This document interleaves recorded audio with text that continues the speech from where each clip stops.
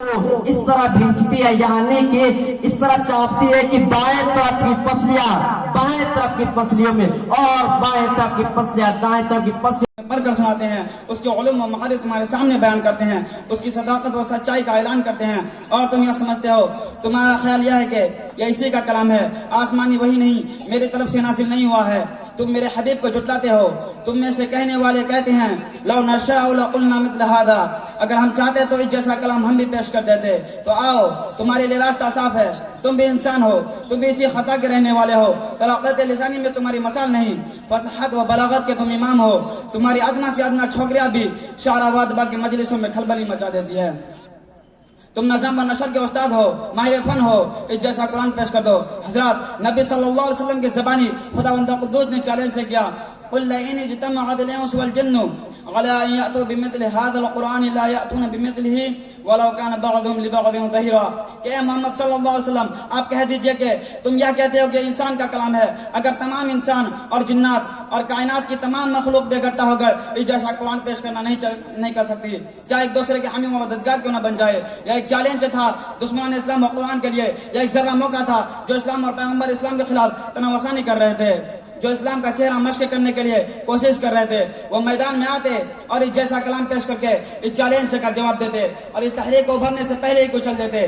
لیکن دوستو، اس چیلنج پر سب کو سانپ سن گیا، ان دشمنان اسلام کے چہروں پر ہوائیاں اڑنے لگے، وہ سب ماہرین فن فصیح و بلیغ اور زبان دانی میں اپنا جواب نہ رکھنے والے حیرت میں پڑ گئے، کسی نے چیلنج کو قبول نہ کیا، سب کی زبانیں گونگے ہو گئے۔ پھر اللہ تعالی شانوں نے اور نیچے تک فرمایا، اگر تم پورا قرآن پیش نہیں کر سکتے تو اس جیسی 10 صورتیں ہی بنا کر پیش کر دو، اگر تنہا نہیں لا سکتے تو اپنی عالمی کانفرنس سے کر لو، اکیڈمی بنا لو اور تمام جماعتوں کو بلا کر اس کا جواب پیش کر دو۔ ارشاد فرمایا، ام یقولون افتراه قل فأتوا بعشر سور مثله مفتریات وادعوا من استطعتم من دون الله ان کنتم صادقین۔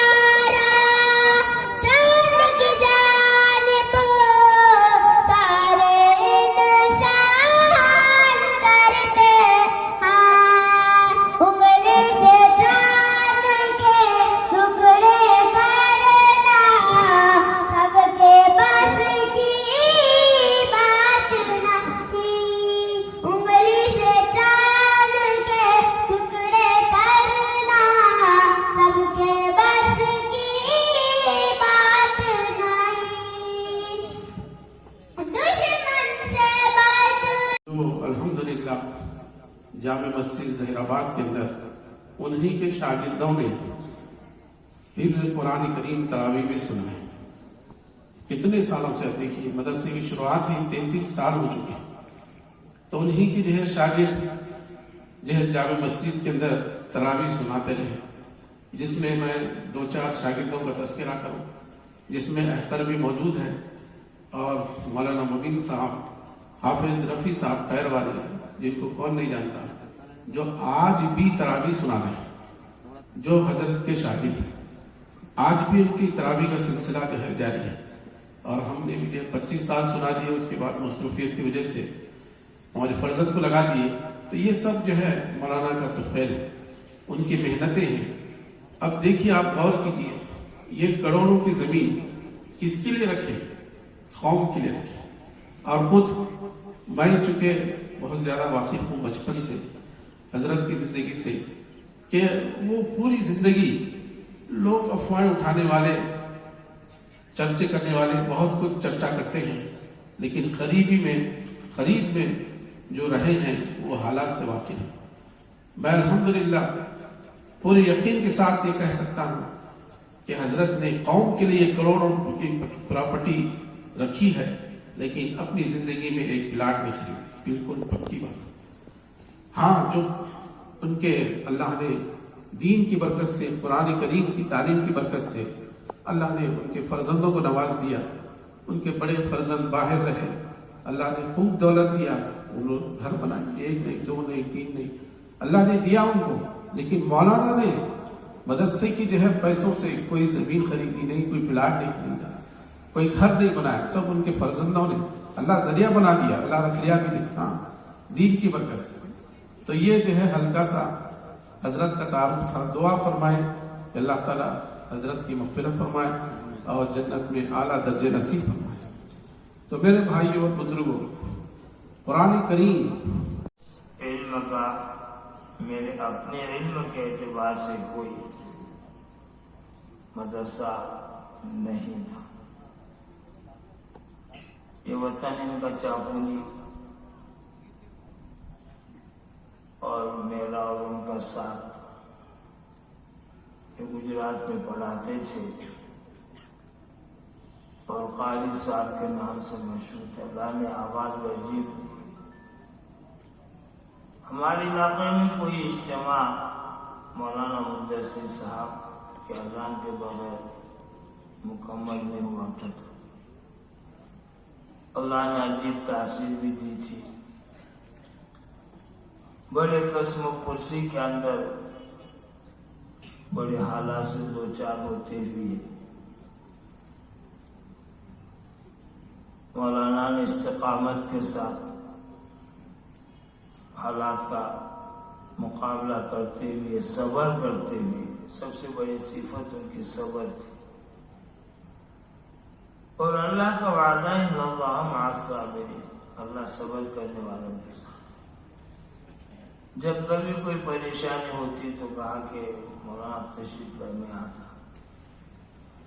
हालात कुछ नासाज हो जाते, यहाँ के जिम्मेदारों से मुलाकातें मैं करता और उनको समझाता। तो बहरहाल अजीब हालात से मौलाना गुजरे। अल्लाह का इस नेमत पर मैं भी शुक्र अदा करता हूँ, आप भी करो, कि मौलाना ने अपनी जिंदगी सिर्फ और सिर्फ पूरी की पूरी जो है दीन की खिदमत के लिए वक्फ की।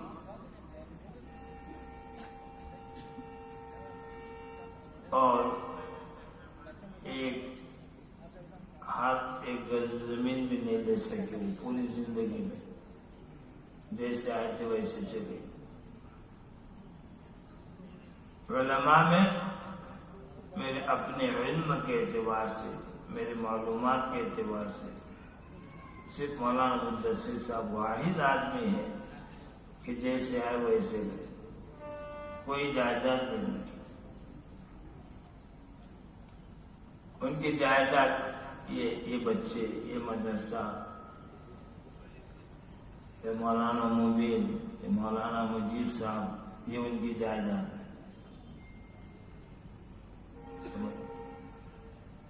और हजारों बच्चे जो उनके शागिर्द भी हैं, यही मौलाना की जायदाद। अभी कुरान की एक आयत سورہ ملک کی میں نے تلاوت کیا، اس کے بارے میں 2-3 باتیں بول کر میں اپنی بات ختم کروں۔ سب سے پہلے تو میں اس پروردگار عالم کی حمد و ستائش بجا لاؤں گا جس نے ہم سب کو علوم نبوی صلی اللہ علیہ وسلم کی تحصیل و تدریس کا موقع عنایت فرما کر خیرکم من تعلم القرآن وعلمہ میں داخل فرمایا، اور آج کا یہ عظیم الشان اجلاس نصیب فرمایا۔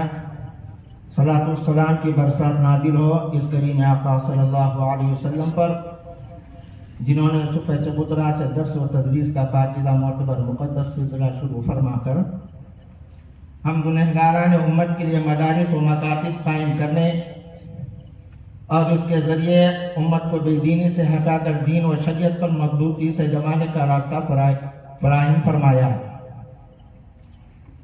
عزیز دوستو،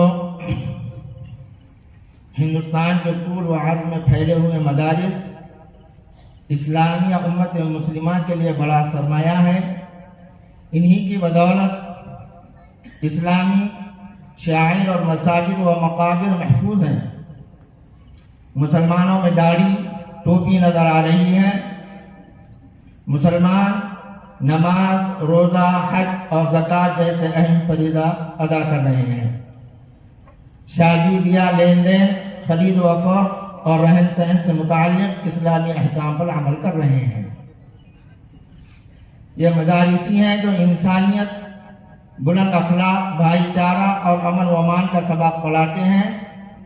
اسی مقصد و فکر کے پیش نظر ظہیر آباد کی سرزمین پر پہلی باہمت، بلند حوصلہ اکابر علماء حق، نور نظر، خادم القرآن میرے والد محترم حضرت مولانا قاری مدثر قاسمی صاحب دیشمکھ رحمۃ اللہ علیہ، اللہ ان کے قبروں پر کروڑوں کروڑوں رحمت نازل فرمائے، ان کو اعلیٰ علیین میں بلند جگہ عطا فرمائے، آمین۔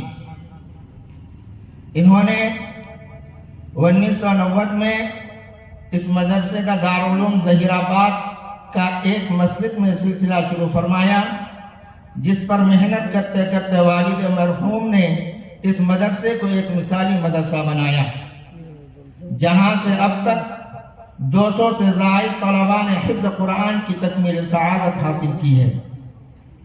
مولانا مدثر صاحب اپنی جوانی کی عمر سے وفات تک اسی علاقے میں بہت سے انقلابی خدمات انجام دی، جن کا اہم کارنامہ علاقے میں قرآن تعلیم اور علاقے کے نوجوانوں کو حافظ قرآن بنانا، جبکہ خود حافظ نہیں تھے، جس علاقے کے احباب جتنا مولانا مرحوم کے لیے دعاؤں کا اہتمام کرے کم ہے۔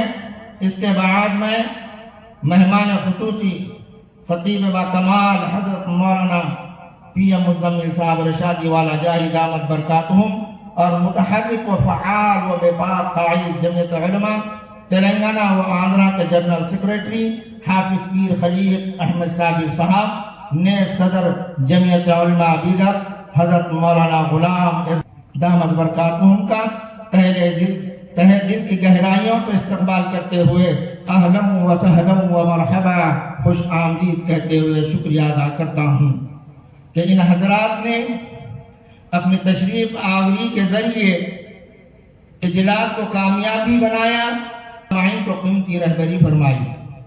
بڑی ناقدری ہوگی اس موقع پر شکریہ ادا نہ کروں تو اس لیے علاقے کے اکابر و اصاغر و علماء کا، جنہوں نے مکمل سرپرستی و مفید مشوروں سے نوازتے ہوئے دعاؤں کے ذریعے اجلاس کی کامیابی میں اہم کردار ادا کیا۔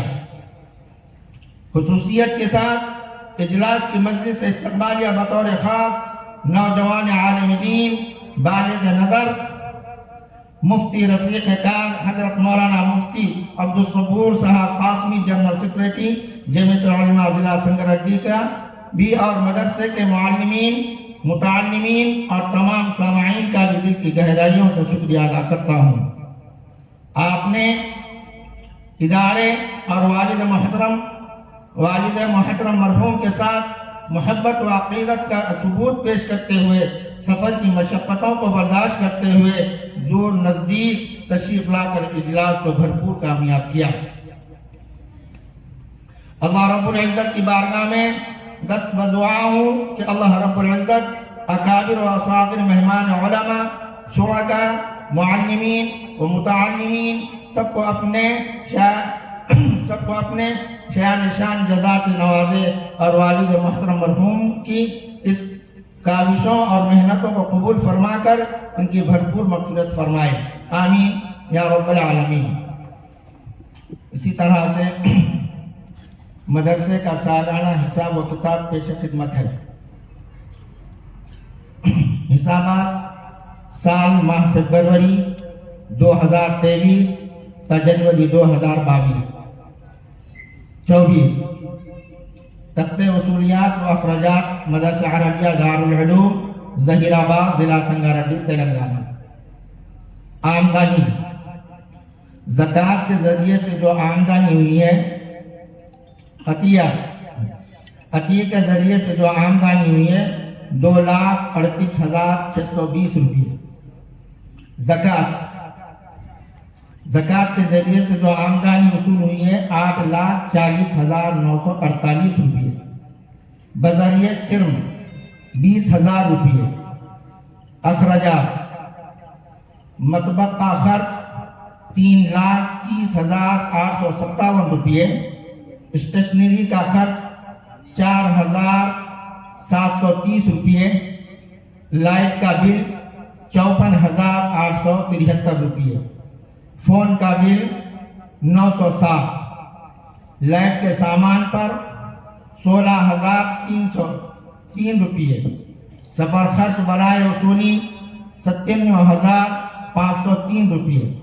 تنخواہ ملازمین 5,37,200 روپئے۔ تعمیری اخراجات مدرسہ و مسجد 84,259 روپئے۔ متفرق اخراجات 21,499 روپئے۔ جملہ آمد 10,99,568 روپئے۔ جملہ اخراجات 11,47,894 روپئے۔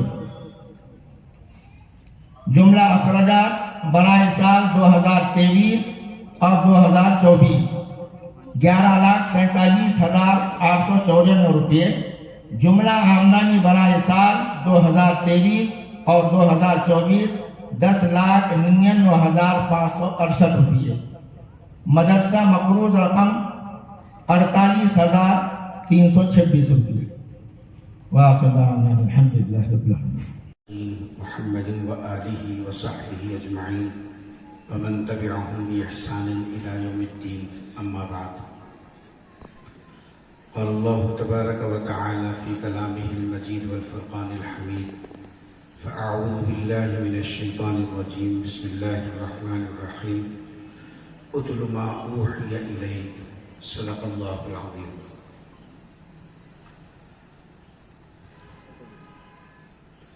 الحمدللہ 2019 کے اواخر میں جبکہ کرونا کا پہلا دور شروع ہونے کے لیے 2-3 دن باقی تھے، اس وقت میں یہاں ایک اجلاس منعقد ہوا تھا جس میں حضرت مولانا ابو طالب رحمانی صاحب دامت برکاتہم تشریف لائے تھے، اور اس کے بعد پھر آج ہم سب کو یہاں مل بیٹھنے کا موقع ملا۔ حفظ قرآن سے متعلق، مدرسے کے کارکردگی سے متعلق کتنے بچے حفظ کیے ہیں وہ سب تفصیلات آپ کے سامنے آ چکی۔ گفتگو کو سمیٹ رہا ہوں کیونکہ 2 ہمارے مہمان یہاں موجود ہیں، مفتی غلام یزدانی صاحب دامت برکاتہم جو شہر بدر سے تشریف لائے ہیں، اور آج کے اس مجلس کے میر کارواں حضرت مولانا پی ایم مزمل صاحب دامت برکاتہم جو بہت دور سے بھی آئے ہیں اور بہت قربانی کے بعد یہاں تک پہنچے ہیں۔ ہم کو آنے والے مہمانوں کا اکرام کرنا یہ ہمارا فرض بھی بنتا ہے۔ ایک صاحب ملاقات کر کے ایک جملہ بولے، مسلمانوں میں صدیوں سے قرآن حفظ کرنے کی ایک رسم چل رہی ہے اور سلسلہ چل رہا ہے. سننے میں بولنے میں یہ لفظ جتنا ہلکا آسان ہے، حقیقت میں اس کے پیچھے زبردست تماچا ہے.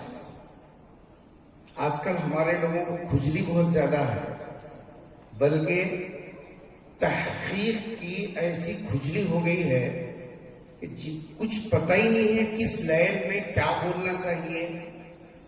بس زبان اپنی ہے، دماغ اپنا ہے، جو چاہے بولو، تاکہ سامنے والے کو یہ معلوم ہو کہ ہم بھی منہ میں زبان رکھتے ہیں.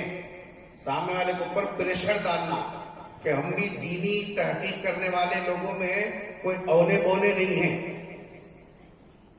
ان کا جملہ میں پھر دہراتا ہوں کہ مسلمانوں میں صدیوں سے قرآن کریم کو حفظ کرنے کی ایک رسم چل رہی ہے. اس لفظ رسم کے اوپر اگر آپ غور کریں گے، وہ ایک ٹھیکا سا چھیٹا مارنا چاہ رہے ہیں.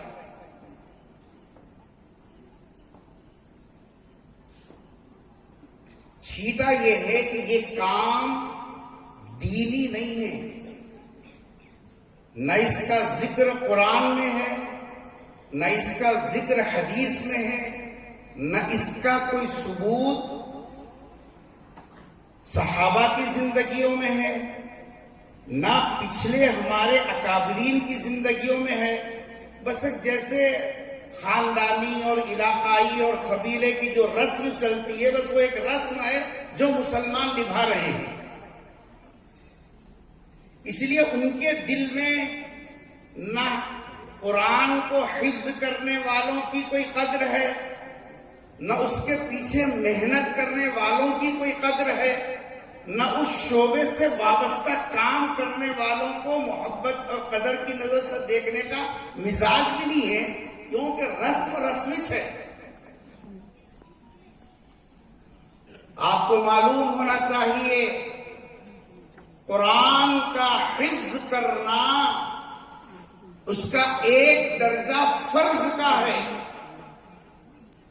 اتنا قرآن یاد رکھنا، یاد کرنا، جس سے ہماری اپنی نماز درست ہو. سن رہے آپ حضرات؟ مراقبے میں مت بیٹھیے. اس وقت میں وہ دور چل رہا ہے، اگر مسلمان اس وقت میں اپنے فرائض، اپنی ذمہ داریاں اور اپنے دینی حساب خدمتوں کو اگر ہوش کے ساتھ ادا نہیں کرے تو پھر جو ریلا آ رہا ہے اس ریلے کے اندر ہم بھی بہہ جائیں گے، ہمارا نام و نشان بھی باقی نہیں رہے گا.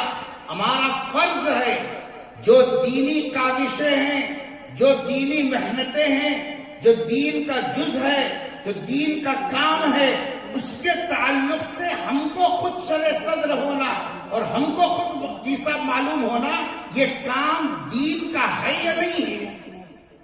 لوگوں کے چکنی چپڑی باتوں سے متاثر ہونے کی کوئی ضرورت نہیں ہے. قرآن کا اتنا حصہ یاد رکھنا، یاد کرنا جس سے ہماری نماز مکمل ہوتی ہو، فرض کا درجہ ہے. یہ سب غیر نافع ہے. حضور کا یہ ارشاد کیا بتا رہا ہے؟ سرکار دو جہاں صلی اللہ علیہ وسلم کے بارے میں رمضان کا مہینہ سامنے ہے. حضور اکرم صلی اللہ علیہ وسلم حضرت جبرائیل کو قرآن کریم سناتے تھے رمضان کے مہینے میں. فَيُدَارِسُهُ الْقُرْآنِ، اور حضرت جبرائیل سے قرآن سنتے تھے. یاد کرنا، قرآن کریم کا سننا سنانا اور قرآن کریم کو جو ہے سینے میں محفوظ کرنا، اگر یہ صرف رسم ہوتا، خدا کی قسم پیغمبر صلی اللہ علیہ وسلم کی زندگی میں آپ یہ نمونہ نہیں دیکھتے. نبی کا عمل، صحابہ کا عمل یہ بتا رہا ہے یہ دین کا حصہ ہے، یہ دین کا حصہ ہے. اس لیے اس وقت میں عجیب عجیب انداز سے لوگوں کے ذہنوں میں شکوک و شبہات پیدا کر کے دین سے، دین کے کاموں سے، دین کے کام کرنے والوں سے، اردو کے الفاظ میں نے استعمال کیے، غور کرنا، دین سے، دین کے کاموں سے، دین کے کام کرنے والوں سے، یہ جملہ پھر دوہرا رہا ہوں میں، دین سے، دین کے کاموں سے، دین کے کام کرنے والوں سے امت کو توڑنے اور ان کے سلسلے میں ذہنوں میں شکوک و شبہات پیدا کرنے اور ان کی خدمات کو اور ان کی محنتوں کو، ان کی قربانیوں کو بے حیثیت کرنے کے لیے غیروں سے کیا گناہ ہے صاحب، اپنوں کا ہاتھ زیادہ ہے۔ جو جتنا جھک کے بمبی تک یہ سب منڈی ڈالتے ہیں نا، ان سے زیادہ دین کو خطرہ ہے۔ جو لوگ سامنے واہ کرتے ہیں دین کے بارے میں، ان کا یہ سب ان کی ذہنی تحفظات ہیں، وہ یہ سمجھ رہے ہیں ہم جو کام کر رہے ہیں بس وہی کام کا طریقہ کام ہے، اس کے علاوہ قرآن کا پڑھنا، قرآن کا سمجھانا، قرآن کریم کو حفظ کرنا یہ کوئی کام نہیں ہے، بس یہ خالی رسم ہے۔ اللہ معاف کرے ایسی ذہنیت سے، ایسے جیساب جو فکروں سے اور اس طریقے کے جیساب جو ہے خیالات سے امت کے اندر جب کبھی فتنے جنم لیے ہیں وہ ایسے ہی جیساب جرسومے ہیں جو امت کے اندر گھن کے طریقے سے کام کر کے امت کو جیساب علماء بات پیش کرتا ہوں اس موقع پر جناب عبدالشافی صاحب دعوت برکاتہم اور ان کے برادر کبیر جناب عبدالباسط صاحب، اسی طریقے سے مدرسے کے دیگر ذمہ دار حضرات، جی انہوں نے امت کے سامنے بچوں کو بٹھا کے بتایا کہ یہاں ہم نے بچوں کے اوپر محنت کی، ہم بھی تو صاحب اولاد ہیں، ہر ایک گریبان میں جھانک کے جی صاحب اپنے آپ سے سوال کرے، میں 20 سال کا بچہ رکھتا ہوں، 20 سال کی بیٹی ہے، 20 سال کا بیٹا ہے، ہم نے اپنی اولاد کو کیا یاد کرایا؟ ایک دعا خود یاد نہیں کرا سکے، ہم خود یاد نہیں کر سکے تو دوسروں کو کہاں کرائیں گے؟ انہوں نے اپنی کارکردگی پیش کی، پھر یہاں آمدنی اور خرچ آپ کے سامنے صاف صاف رکھ دیا اور بتا دیا۔ من الشیطان الرجیم أعوذ بالله من الشيطان الرجيم بسم الله الرحمن الرحیم بسم الله الرحمن الرحيم إن المتقين في ظلال وعيون إن المتقين في ظلال وعيون وفواكه مما يشتهون وفواكه مما يشتهون كلوا واشربوا هنيئا بما كنتم تعملون كلوا واشربوا هنيئا بما كنتم تعملون إنا كذلك نجزي المحسنين إنا كذلك نجزي المحسنين ويل يومئذ للمكذبين ويل يومئذ للمكذبين كلوا وتمتعوا قليلا إنكم مجرمون كلوا وتمتعوا قليلا إنكم مجرمون ويل يومئذ للمكذبين ويل يومئذ للمكذبين وإذا قيل لهم اركعوا لا يركعون وإذا قيل لهم اركعوا لا يركعون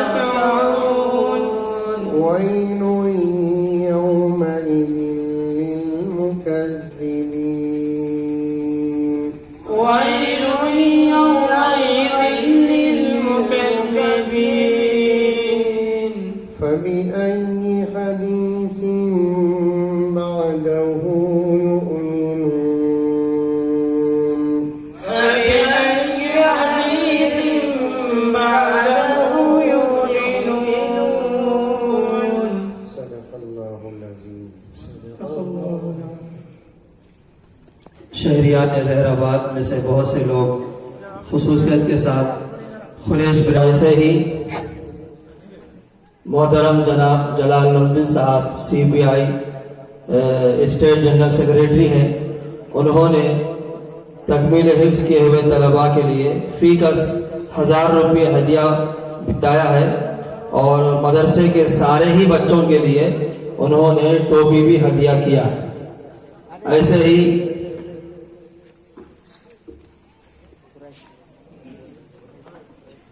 مبین بھائی صاحب PRS لیڈر کی طرف سے بھی اور گلپوشی کا نظم کیا گیا ہے. ان کی طرف سے بھی ہر تکمیل حفظ کرنے والے طالب علم کے لیے ایک گھڑی اور ٹوپی ہدیہ کیا گیا ہے. قریش باغ برادری کی طرف سے بھی تمام علماء اکابر اصاغر اور مہمان اور میزبان سبھی علماء اور مسجد کی انتظامی مدرسے کی انتظامی کمیٹی کے لیے بھی شال پوشی اور گل پوشی کا نظم کیا ہے.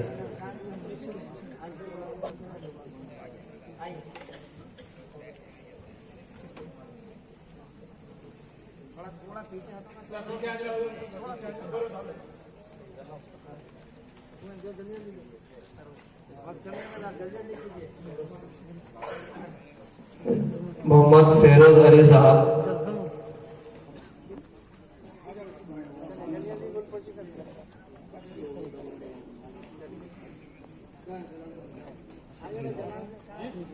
ارشد بھائی ماچٹ پلے کی طرف سے بھی بچوں کے لیے گل پوشی کا نظم کیا گیا ہے. اور سامنے سے ہمارے اطہر بھائی صاحب MIM صدر ان کی طرف سے بھی سبھی بچوں کے لیے شال پوشی کا نظم کیا گیا ہے. 1000 روپے فیکس کر رہے ہیں کہ محمد معین صاحب کی طرف سے بھی بچوں کی شال پوشی کی جا رہی ہے.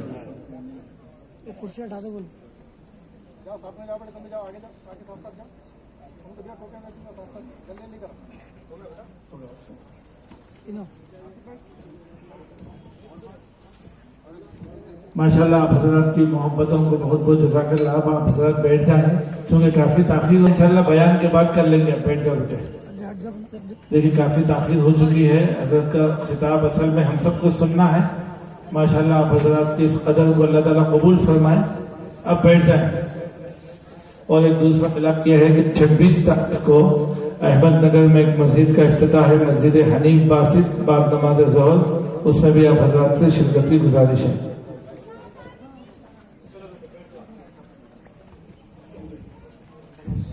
ایک صاحب خیر کی جانب سے فی کس بچوں کو 1000 روپے ہدیہ پیش کیا جا رہا ہے.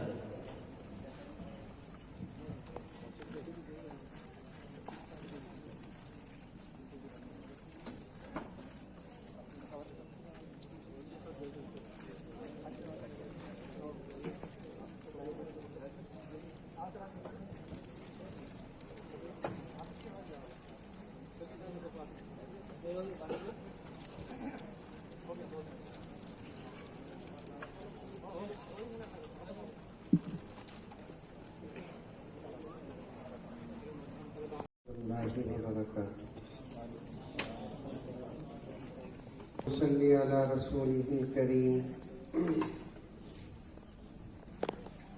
اما بعد فاعوذ باللہ من الشیطان الرجیم. بسم اللہ الرحمن الرحیم. یا ایہا الذین آمنوا ادخلوا فی السلم کافہ ولا تتبعوا خطوات الشیطان انه لكم عدو مبین. وقال تعالى إنا نحن نزلنا الذكر وإنا له لحافظون.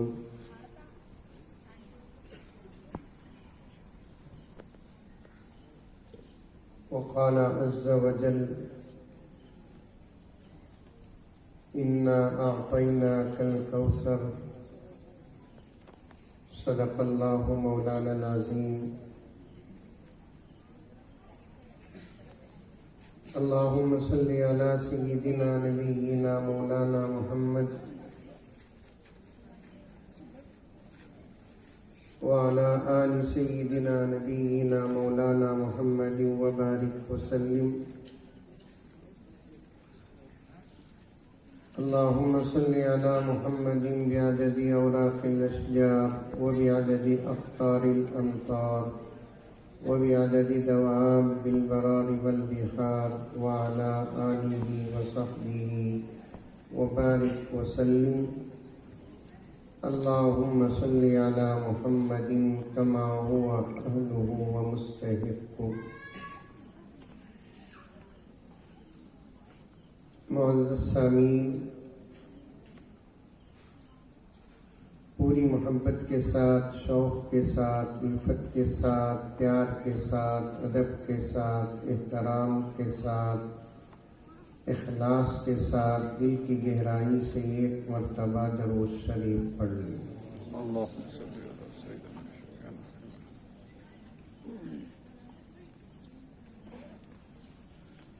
جو عظمتوں کے دین پہ قربان ہو گئے،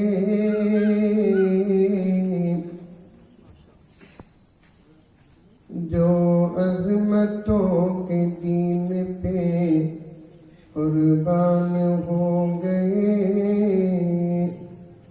وہ لوگ اپنے دور کی پہچان ہو گئے. بولو بھائی، کیا تیجی بولو. کھانا لیٹ ہوا بول کر ٹینشن میں ہے کیا؟ گھر میں بھی اتنے وقت کچھ کھاتے سو.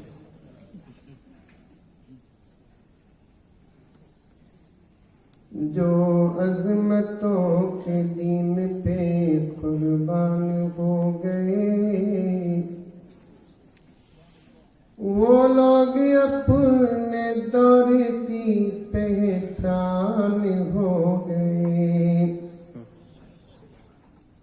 افسوس ہم ہی بھول گئے راہ مستقیم. یہ اسٹیج میں آنے جانے والے کون ہیں؟ کہاں گر جاتے ہیں؟ کیوں بولتا ہے؟ میں بنگلور کو جانا سکتا، میرے بھی جورو بچے ہیں. ہر پی ایم جورو سے دور ہے بالکل سمجھنا چاہیے.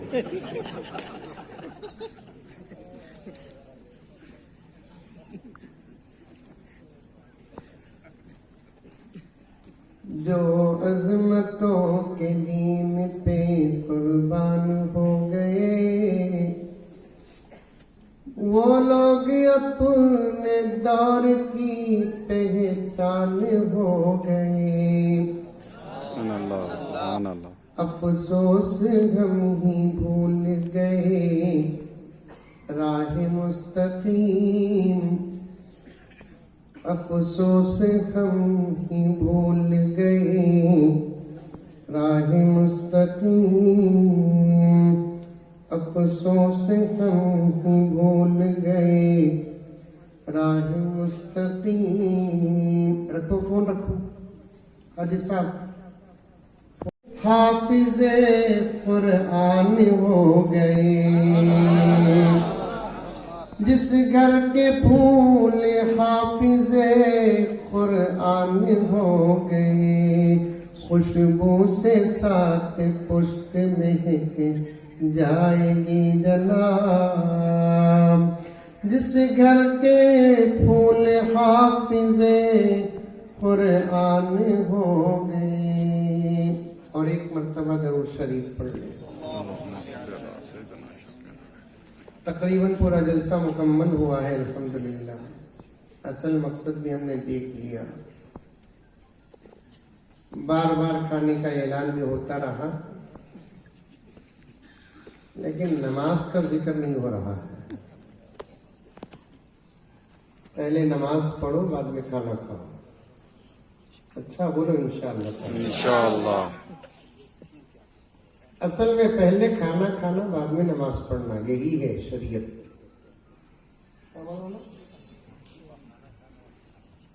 لیکن ہمارا مزاج بدلا تو حکم بھی بدلا. پیارے آقا صلی اللہ علیہ وسلم نے ارشاد فرمایا اللہ تعالیٰ اس بندے سے ناراض ہوتے ہیں جو بھوک کی حالت میں نماز پڑھتا ہے. کیا بات؟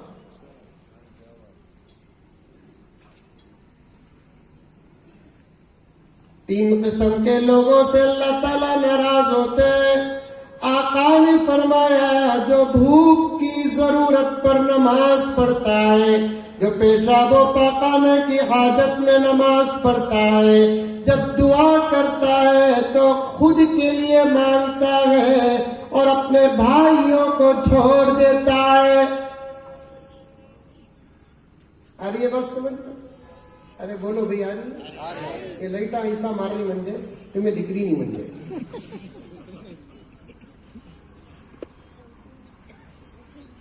لمبا بیان نہیں کروں گا، صرف 2-3 گھنٹے کروں گا.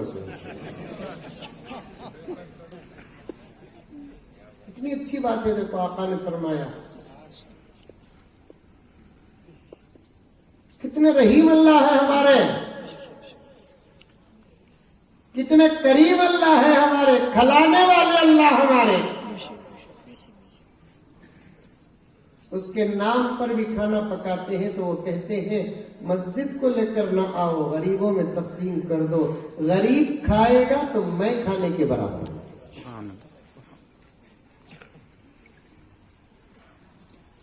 پیشاب پاخانے کی ضرورت ہو تو نماز نہیں پڑھنا، پہلے ضرورت پوری کر لینا، بعد میں نماز پڑھنا.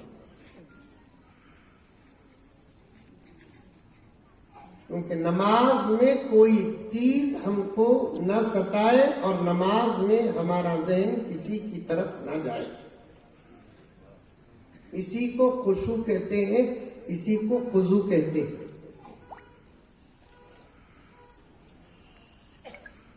جب دعا کرے تو اللہ تعالیٰ کے دربار میں پوری امت کے لیے دعا کرنا. محدثین فرماتے ہیں، علماء بیٹھے ہیں، پوچھ کر دیکھو وہ دعا بہت جلد قبول ہوتی ہے جب بندہ دوسروں کو پہلے مانگتا ہے، خود کے لیے بعد میں مانگتا ہے. اللہ پہلے اسے دیتے ہیں، بعد میں دوسروں کو دیتے ہیں. بولو سبحان اللہ. اچھے باتیں ہیں تو بولنا. بیکار کے منسٹر نہیں سوچ پڑتے ہیں، تالیاں مارتی ہیں. مولوی صاحب اتنے اچھے باتیں کرتے ہیں، کچھ بھی نہیں بولتے، انا للہ نکلتا نہیں.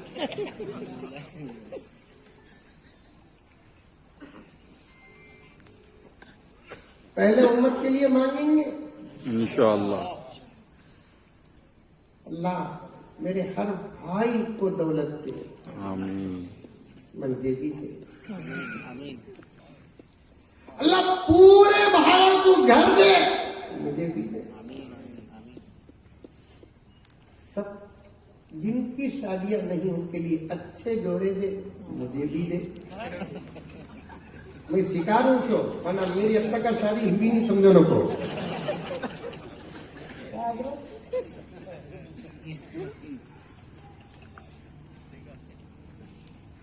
خالی ایک واقعہ بولنے کی کوشش کروں گا، زیادہ لمبا بیان نہیں، سچ میں بول رہا ہوں. میں ایک واقعہ ان کی فضیلت پر بیان کروں گا، اس سے پہلے مقدمہ باندھتا ہوں. عمل کرو میرے دوستو. بیان کرنے سے حالات نہیں بدلیں گے، بیان سننے سے حالات نہیں بدلیں گے. میں عمل کروں، آپ عمل کریں، پوری امت مل کر عمل کریں، انشاءاللہ حالات بدلیں گے.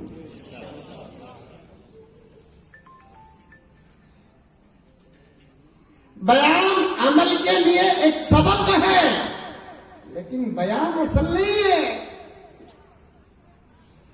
عمل کیسے کر سکتے ہیں جبکہ معلوم نہ ہو؟ معلوم کرانے کے لیے ایک راستہ ہے بیان، معلوم کرانے کے لیے ایک راستہ ہے تقریر، معلوم کرانے کے لیے ایک راستہ ہے واعظ. اصل عمل ہے عمل.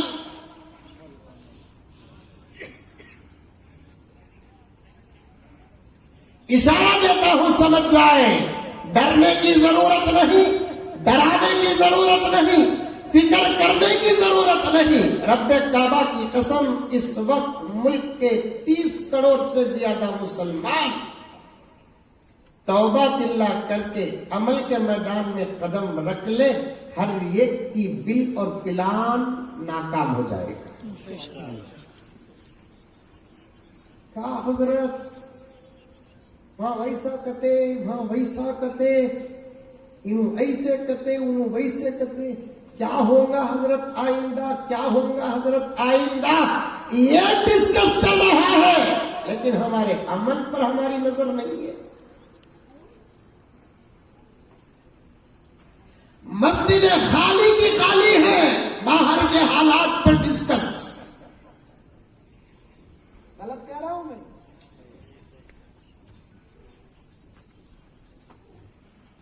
तकरीबन 10, 12, 15 साल से इस रास्ते से आना जाना पड़ रहा है।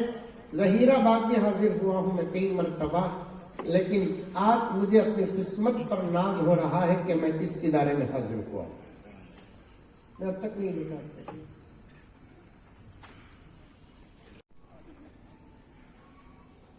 खून के आंसू बहाकर भी शायद दुआ करेंगे, कबूल नहीं होगी, इसलिए कि हमने इतने बड़े इदारे को बहरान रखा है।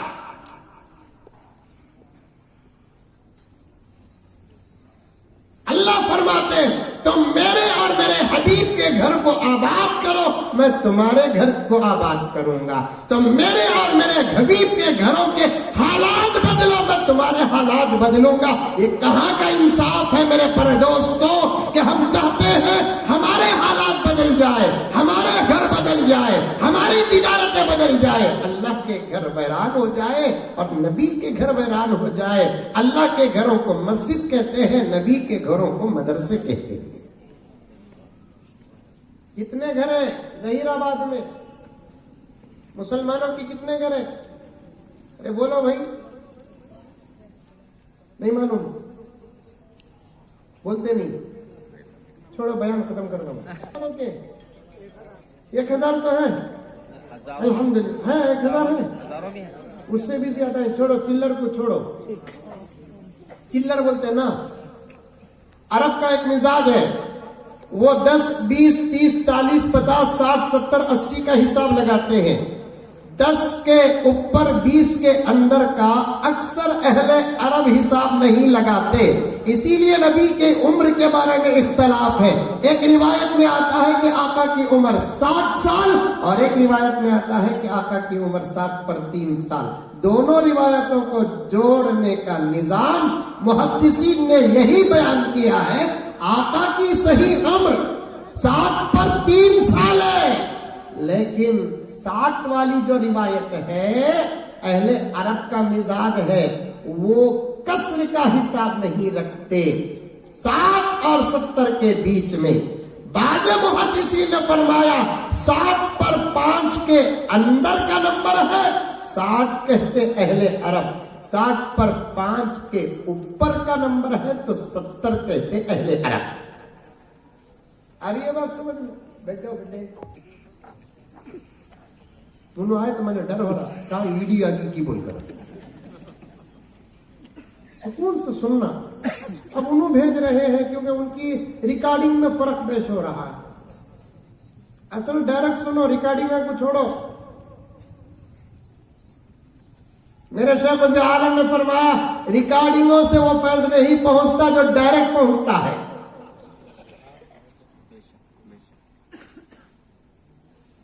आप हमारे सामने बैठे, हम हमारे असातिज़ा के सामने बैठे, वो उनके असातिज़ा के सामने बैठे, वो उनके असातिज़ा के सामने बैठे, सिलसिला सहाबा तक जाएगा और सहाबा हुजूर के सामने बैठे।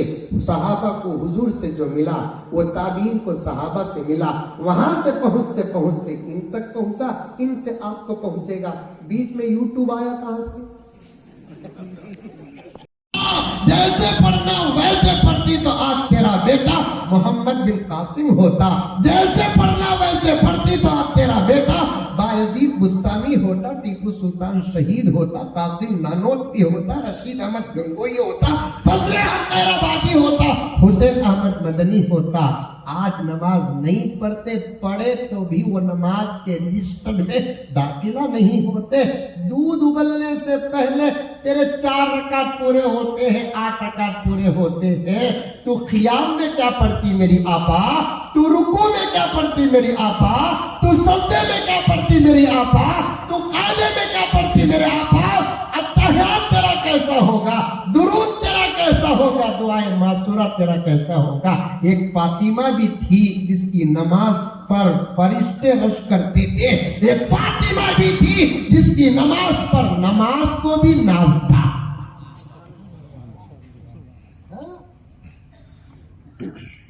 خالی کھانے کا اعلان کرے نا, اس میں چلے گا اسوں میں.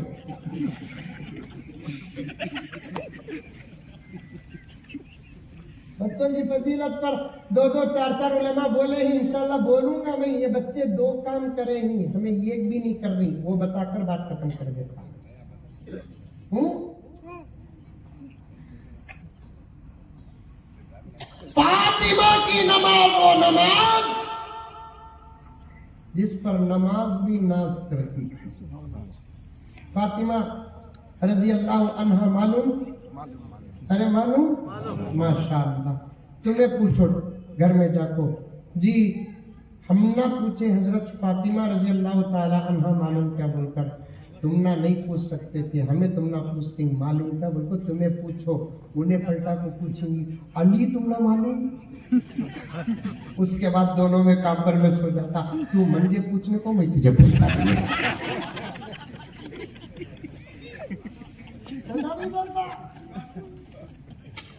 آپا سیدہ فاطمہ کے نام پر ایک شعر پڑھتا ہوں, تو بھی سن لے. فاطمہ کی مختصر سی تعریف اس شعر میں آ جاتی ہے, بلکہ مکمل تعریف اس شعر پر آتی ہے. دنیا میں یہ واحد اللہ کی بندی تھی جس کا ہر رشتہ مقدس تھا. فدا ہے خلد بھی جس پر, ایسی ہے فاطمہ.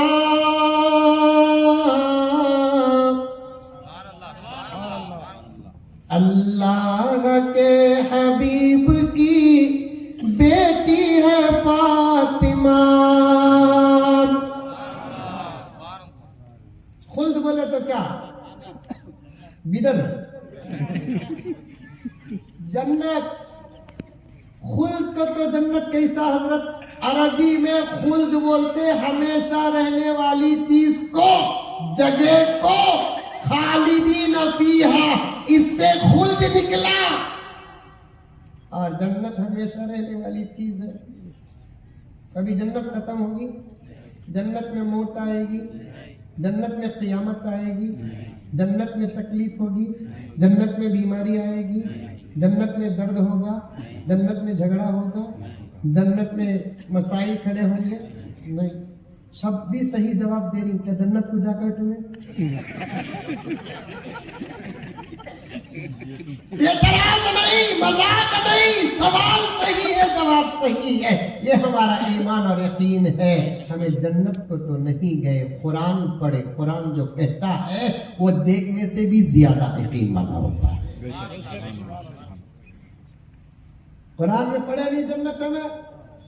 بسم اللہ الرحمن الرحیم. ان المتقین مفازا حدائق واعنابا وکواعب اترابا. آج ہم ہمارا کلام ہماری آواز سے پڑھیں گے.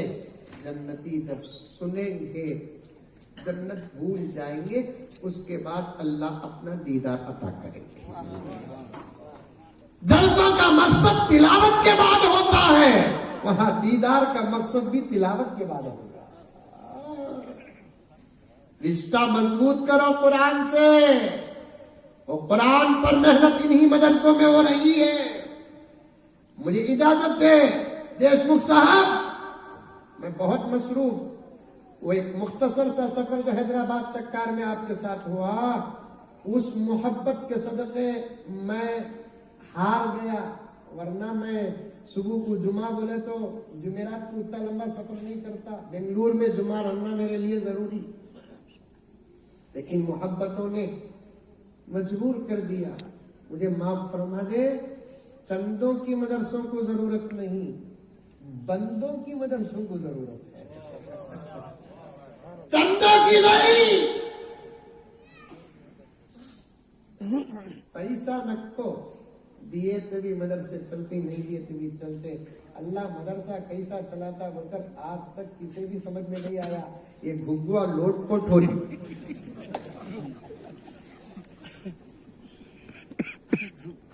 وہاں سے بھی آ رہی نہیں, یہاں سے بھی آ رہی نہیں, وہاں سے بھی آ رہی نہیں, یہاں سے بھی آ رہی نہیں. اوپر سے پانی کے قطرے گر رہی, پیسے نہیں گر رہی. لیکن یہ اتنا بڑا دارالعلوم دیوبند کیسے چل رہا ہے, ندوۃ العلماء کیسے چل رہا ہے, کیا حساب ہے کتاب ہے. پیسے نہ کو بچے دیو, مدرسوں کو بچے دیو. انشاءاللہ تعالی انشاءاللہ پیدا ہونے والا بچہ جب رزق لے کر آتا ہے تو مدرسے کو آنے والا بچہ رزق لے کر نہیں آئے گا. بچے پہلے دو, بچے کم سے کم ایک بچہ تو مدرسے کو دو. مجھے امید ہے کہ انشاءاللہ میں رمضان کے بعد آؤں, یہاں سے گزروں, مدرسے کی ہوا کھانے کے لیے آ جاؤں, مولانا سے ملاقات کرنے کے لیے آ جاؤں تو کم سے کم 300-400 بچے یہاں ہوں انشاءاللہ. مولانا مفتی یزدانی صاحب نے اسی کی طرف اشارہ دیا, مدرسے سلامت تو جہاں سلامت, ورنہ بہت بڑے آفات کا سامنا ہم کو کرنا پڑے گا. پڑھاؤ, آپ جو پڑھانا چاہتے ہیں پڑھاؤ, لیکن پہلے دین بعد میں دنیا. پہلے دین بعد میں دنیا, پہلے قرآن بعد میں دوسری کتابیں. ارادہ سب کر لو, انشاءاللہ تعالی ہم ہمارے جنے ہوئے بچوں میں سے کم ایک بچہ تو مدرسوں کو دیں گے. اس شہر والے ارادہ کر لو کہ اس شہر کے مدرسوں کو ہم ایک بچہ دیں گے. کون کون دیں گے ہاتھ اٹھاؤ. نوجوانوں کو تو دیکھ لیا, ان کے ہاتھوں کا وعدہ بھی پورا ہوگا. اب بوڑھے بھی ہاتھ اٹھائیں گے, وعدہ کیسے پورا ہوگا. بسوں کو تو خود بھی دے سکتے.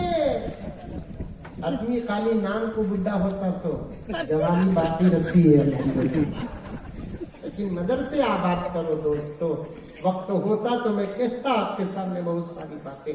مدرسے آباد کرو, مدرسے آباد کرو, مدرسے آباد کرو. کتنی بڑی سعادت ہے. کیسے بیٹھے ہی دیکھو ولیمے کے نوشواں بیکار ان کے سامنے. اور حقیقت بھی یہی ہے, حدیث میں آتا ہے جس دن بچہ قرآن پاک کی آخری آیت پر پہنچتا ہے, اللہ اس دن جنت کے 300 حوروں کے ساتھ حافظ قرآن کا نکاح کرتے ہیں. اسو بیٹے تمہیں سناتے ہیں, میں اچھلتا, میں سنا رہا ہوں تمہیں کافی سوچے کوئی گا. اتنی بڑی فضیلت 300 ہورا.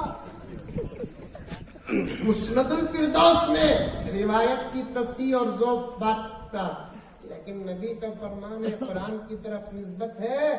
قرآن کو جوڑ کر اللہ جو بھی فرماتے ہیں, نبی جو بھی فرماتے ہیں, اگر عقیدوں کے خلاف نہ ہو تو وہ بات کے سچ ہونے میں ڈاؤٹ نہیں ہے. پڑھاؤ, اپنے بچوں کو پڑھاؤ, پھر کبھی آنے کا موقع ملے گا تو اور بھی باتیں آپ کے سامنے عرض کروں.